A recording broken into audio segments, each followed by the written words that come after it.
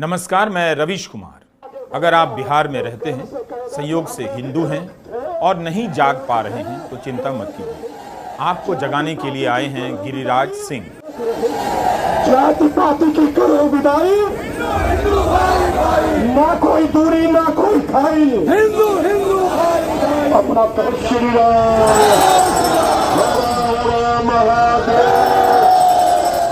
भारत की राजनीति में ऐसी अनेक गतिविधियां कई जगहों पर चल रही हैं। 100 साल से अधिक समय से ठीक इसी तरह से धर्म के नाम पर संगठित करने की राजनीति चली आ रही है। इस समय जात पात मिटाने के नाम पर भाईचारा का ख्याल आया है। इतनी यात्रा करने से अच्छा है कि गिरिराज सिंह एक कानून ही बनवा दें कि जो भी शादी होगी अंतरजातीय होगी, जातियां अपने आप टूटती चली जाएंगी। इस तरह के समाधान की बात नहीं करेंगे, लेकिन हिंदू जगाओ के नाम पर अस्पष्ट सा नारा गढ़ दिया जाता है। बिहार ने 2023 में जाति की जनगणना कराई। इसके अनुसार बिहार में 6 धर्मों के लोग रहते हैं। 81% हिंदू हैं। कपड़ा मंत्री गिरिराज सिंह ने भारत के संविधान की शपथ ली है, लेकिन जब जगाने निकले तो 19% आबादी को छोड़ दिया, जिसमें मुसलमान, सिख, ईसाई, बौद्ध और जैन आते हैं। इन 19% आबादी को क्यों नहीं जगाना चाहते थे? केवल 81% हिंदू को ही जगाने निकले, मंत्री जी से पूछा जा सकता है। बिहार के 81% हिंदू अगर जाग जाएं और बाकी 19% लोग सोए रह जाएं तो क्या होगा, मंत्री जी ही बता सकते हैं। यही नहीं, नाम से लगा कि पूरे बिहार के हिंदुओं को जगाने निकले हैं, लेकिन निकले भागलपुर से और यात्रा समाप्त कर दी किशनगंज में। क्या इन्हीं 4 जिलों के हिंदुओं को जगाने निकले थे? बाकी बिहार के हिंदू जागे हुए हैं या उन्हें जगाने की जरूरत नहीं है? जिन इलाकों से गिरिराज सिंह की हिंदू जगाओ यात्रा निकली, सारे इलाके मुस्लिम बहुल माने जाते हैं। बिहार की बीजेपी ने गिरिराज सिंह की यात्रा से खुद को अलग कर लिया। कहा कि वह नीतीश कुमार के सेकुलर इमेज के साथ है। इससे पहले आपने कब बीजेपी को किसी नेता के सेकुलर इमेज के साथ रहने का बयान सुना था? गिरिराज सिंह ने भी कह दिया यह उनकी अपनी यात्रा है।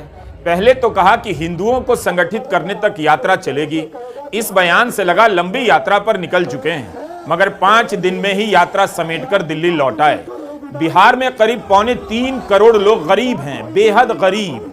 महीने में 6,000 से भी कम कमाते हैं। जाहिर है इनमें से ज्यादातर हिंदू ही होंगे। इस गरीब बिहार को केवल धर्म के आधार पर क्यों जगाया जा रहा है?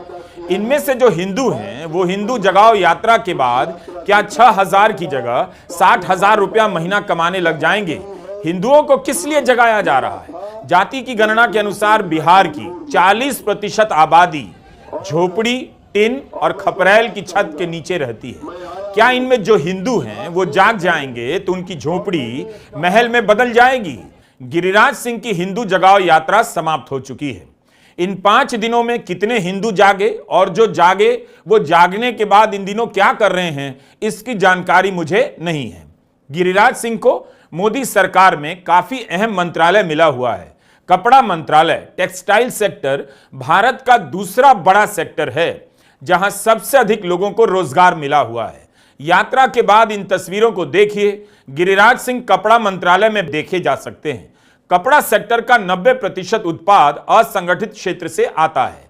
इसमें 4.5 करोड़ लोग काम करते हैं। भारत सरकार का लक्ष्य है कि 2030 तक 1 करोड़ 77 लाख लोगों को ट्रेनिंग देने की जरूरत है, जिसकी तैयारी की जा रही है। मगर आप जनवरी की इस खबर को देखिए। कपड़ा कमेटी की रिपोर्ट के अनुसार 2015 से 2020 के बीच इस सेक्टर में निर्यात घटा है, आमदनी नहीं बढ़ी और आयात में बढ़ोतरी देखी गई है। इस कारण 2,14,000 से अधिक लोगों का रोजगार प्रभावित हुआ। लोग कपड़ा छोड़कर दूसरे क्षेत्र में नौकरी ढूंढने लगे। यह आंकड़ा कोविड के आने से पहले का है। क्या आप ये जानते हैं कि भारत का कपड़ा निर्यात लगातार कम हो रहा है? वित्त वर्ष 2022 में कपड़ा निर्यात 41 अरब डॉलर का था, भारतीय रुपए में 3.5 लाख करोड़। अगले साल यह गिरकर 35.5 अरब डॉलर का रह गया। वित्त वर्ष 24 में और कम हो गया, 34 अरब डॉलर पर आ गया। 3.5 लाख करोड़ से गिरकर 2.9 लाख करोड़ पर आ गया है। इस हालत में इस क्षेत्र में 1.25 करोड़ लोगों को और जोड़ना है, तो जाहिर है मंत्री जी के पास बहुत काम होना चाहिए। लेकिन इतने बड़े काम के साथ साथ मंत्री जी बिहार में हिंदू जगाने भी निकल गए थे। आतंकियों के मौत के बदले भारत के टुकड़े करने का वादा स्टूडेंट से कराया जाता। जिस मंत्री से पूछा जाना चाहिए कि कपड़ा सेक्टर में भारत पहले बांग्लादेश से पीछे गया और भी कई देश भारत से आगे निकल गए। 10 साल से करोड़ों रुपए के पैकेज के ऐलान की खबरें छपी, लेकिन कपड़ा सेक्टर में ऐसी कोई क्रांति नहीं आई और कपड़ा मंत्री हिंदुओं को जगाने निकल रहे हैं, वो भी 4 जिलों के हिंदुओं को। गनीमत है कि 5 दिन की यात्रा से लौट आए। अगर महीने 2 महीने की यात्रा पर निकल गए होते तो इस मंत्रालय का क्या होता। गिरिराज सिंह कह रहे हैं मंत्री पद छिन जाए लेकिन हिंदुत्व नहीं छोड़ूंगा, लेकिन इनका मंत्री पद कौन छीन रहा था पता नहीं। प्रधानमंत्री मोदी ने तो ऐसा कोई संकेत दिया नहीं, राहुल गांधी तो निकाल नहीं सकते थे, नीतीश कुमार की सरकार में मंत्री नहीं थे जो उन्हें निकाल देते, तो फिर यह मंत्री पद इनसे कौन छीन रहा था। कह रहे हैं हिंदुओं को एकजुट करने के लिए कोई भी कुर्बानी देने को तैयार हूं, लेकिन इस कुर्बानी की जरूरत क्यों आ गई। केंद्र में 10 साल से मोदी की सरकार है, बिहार में नीतीश कुमार के साथ बीजेपी कम से कम 15 साल से सत्ता में है, उससे भी ज्यादा समय हो चुका होगा, तो क्या वहां के हिंदू अभी तक एकजुट नहीं हुए। ऐसी यात्राओं के समय राजनीति अकबका जाती है, अलबला जाती है। विपक्ष को समझ नहीं आता कि जनता को कैसे समझाएं कि इसमें उसका भला नहीं है। धर्म की राजनीति होगी तो बाकी मुद्दों को जगह नहीं मिलेगी। तेजस्वी यादव ने इन सवालों से काउंटर तो किया, लेकिन ऐसी यात्राएं और घटनाएं अब हर दिन देश के किसी न किसी हिस्से में नजर आ रही हैं। मोदी सरकार के काबीना मंत्री गिरिराज सिंह की हिंदू जगाओ यात्रा में अखंड भारत का नक्शा दिखा।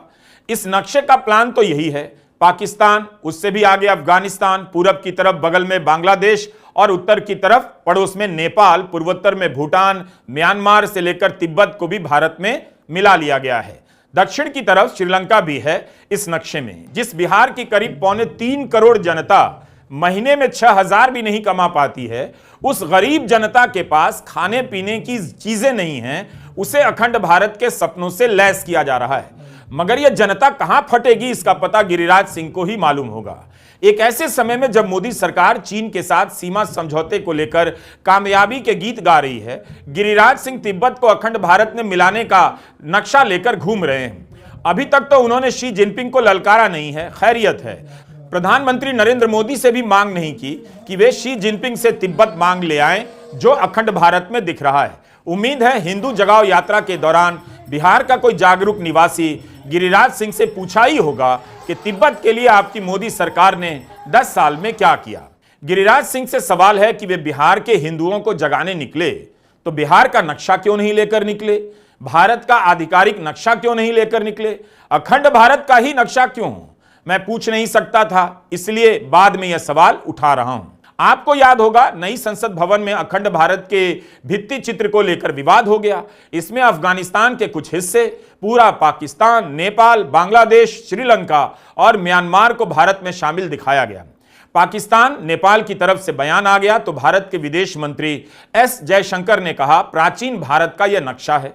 तो क्या विदेश मंत्री यह कह रहे हैं नक्शा उसी समय का है या किसी की कल्पना के अनुसार अखंड भारत का प्राचीन नक्शा बना दिया गया है, जो अक्सर आरएसएस के कार्यक्रमों में देखा जाता है।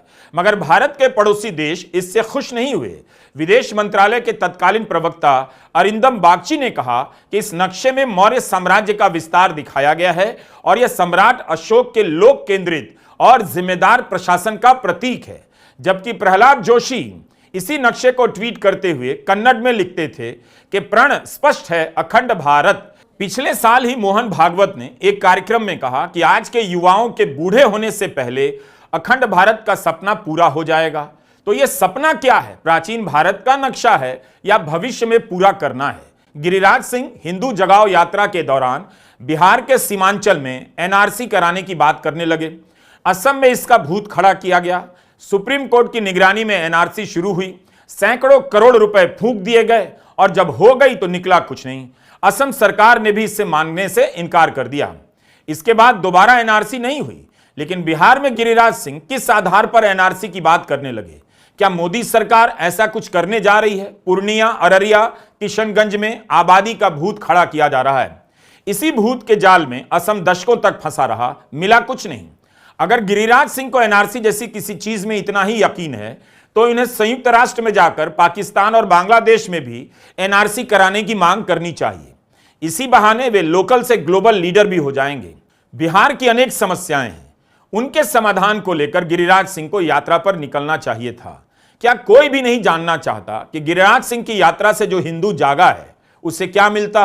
अच्छा स्कूल, कॉलेज, अस्पताल तो मिल नहीं रहा, तो मिलता क्या? रही बात सुरक्षा की, तो पुलिस किस लिए है? वो क्यों नहीं ठीक से काम कर सकती? अगर बिहार के हिंदुओं को यह सब नहीं चाहिए तो यह और भी अच्छी बात है। पूछिए किस तरह से?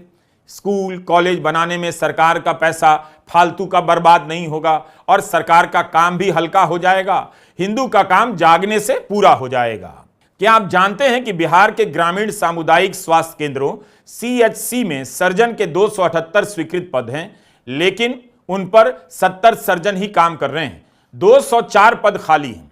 274 विशेषज्ञ फिजिशियनों की जरूरत है, लेकिन 26 ही हैं। 248 फिजिशियन की जरूरत है। स्त्री रोग विशेषज्ञ डॉक्टरों के 274 पदों की जरूरत है, लेकिन 72 पर ही नियुक्ति हुई है। 202 डॉक्टरों की कमी है। बच्चों के विशेषज्ञ डॉक्टर के भी 274 पद स्वीकृत हैं, मगर 41 डॉक्टर ही काम कर रहे हैं। 233 पद खाली हैं। कुल मिलाकर ग्रामीण बिहार के सामुदायिक स्वास्थ्य केंद्रों में कुल 1096 विशेषज्ञ डॉक्टरों के पद स्वीकृत हैं, लेकिन काम कर रहे हैं केवल 209 डॉक्टर। 887 पद खाली हैं। बिना डॉक्टर के केवल मुसलमान को तकलीफ तो होती नहीं होगी, हिंदुओं को भी होती होगी। तो क्या हिंदू जगाओ यात्रा में गिरिराज सिंह ये सब भी बातें कर रहे थे? यह कोई हमारी रिपोर्ट नहीं है। इसी सितंबर में केंद्र सरकार के स्वास्थ्य मंत्रालय ने हेल्थ डायनेमिक्स ऑफ इंडिया 2022-23 नाम से एक रिपोर्ट जारी की। इसी में बताया गया है कि ग्रामीण भारत में विशेषज्ञ डॉक्टरों के 70% से ज्यादा पद खाली हैं।